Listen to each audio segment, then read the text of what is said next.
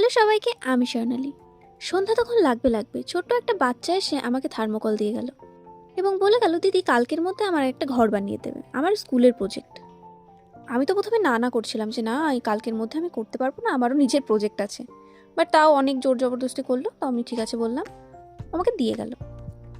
তার কিছুক্ষণ পর থেকেই আমি কাজ করা শুরু করে দিলাম। থার্মোকলের ঘর বানানো অতটাও কঠিন নয়, কিন্তু আমার কাছে কঠিন মনে হয় এই মেজারমেন্ট করাটা। আমি নিজে কত কত মাপ নিয়েছি সেটাই ভুলে গেছি। 4টে দেওয়াল এক মাপে কেটে পাশাপাশি বসিয়ে প্রথমে একতলা বানিয়ে নিয়েছি এবং পরে দোতলা বানিয়ে নিয়েছি। সাইড দিয়ে রেলিং দিয়ে দিয়েছি। কাজটি যতটা সহজ মনে হচ্ছিল ততটাও সহজ নয়। কাজটিতে আমি আঠার সাথে সাথে পিনও ইউজ করেছি। পিন এবং আঠা ইউজ করে একটা সিঁড়ি বানিয়ে দেওয়ালের সাইডে লাগিয়ে দিলাম। আর একটু রিয়েলিস্টিক দেখানোর জন্য দরজার এবং রেলিংয়ের কিছুটি অংশ কালার করে নিয়েছি এবং আমাদের সুন্দর থার্মোকল হোম রেডি। আর ভিডিও ভালো লাগলে অবশ্যই লাইক, কমেন্ট, সাবস্ক্রাইব করবেন। টাটা।